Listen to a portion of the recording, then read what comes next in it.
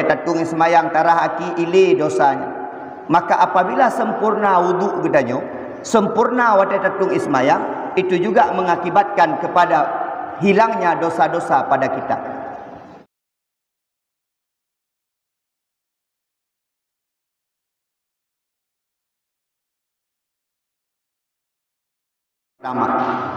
Yang kedua, nak ampun tanya di Allah dengan cara istighfar. Astaghfirullahalazim. Menya taubat nasuha buno berlaku kepada dosa-dosa raya, maka istighfar berlaku kepada dosa-dosa ubud. Kena tiga-tiga tunggu. Hana tak sengaja, mungkin bak takalan gop mebatin di kegop hana god. Takalan orang lain gelewat mebatin di hana god.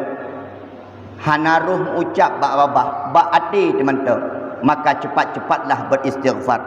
Faqultu istaghfiru rabbukum innahu kana ghaffar. Dalam surat An-Nuh ayat 10, maka cepat-cepatlah beristighfarlah kepada Allah, kepada Rabbukum, sesungguhnya Allah Maha Pengampun. Istighfar. Menya untuk dosa ubud macam cara.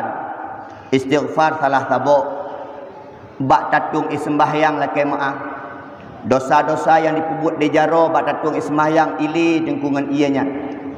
Wate tarah muka, dosa-dosa muka getanyo ili dengan ianya. Dosa-dosa bak aki, wate tatung ismbahyang tarah aki ili dosanya.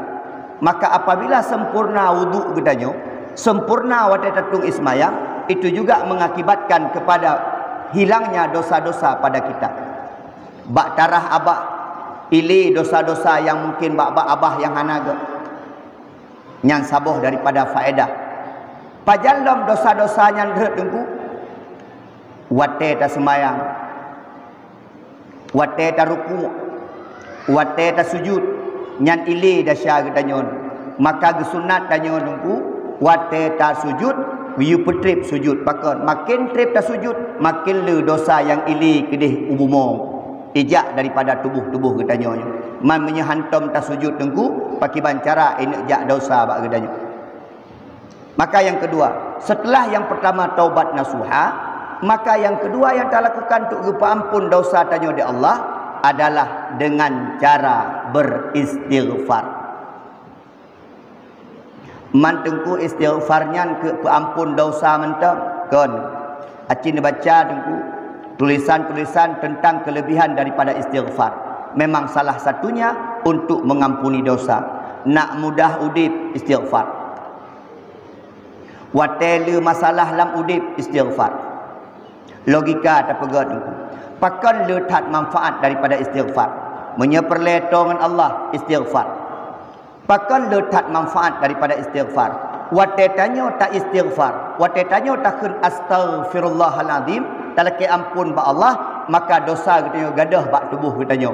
Wate gadah bak tubuh getanyo dosa, maka tanyo suci. Wate tanyo suci, maka Allah dekat dengan kita, karena Allah dekat dengan orang-orang yang suci. Mamnya tanyo le dosa. Pegah tu, tajak ulang hana berkat, tajak ulampu hana berkat, pakon tanyo tak perjiuh dengan Allah. Pakan tanyo jiuh dengan Allah karena tanyo le dosa. Menyo tanyo kanit dosa atau kahana le dosa, maka Allah semakin dekat dengan kita.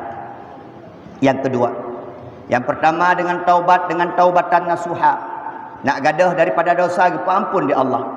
Yang kedua dengan cara beristighfar, astaghfirullahalazim.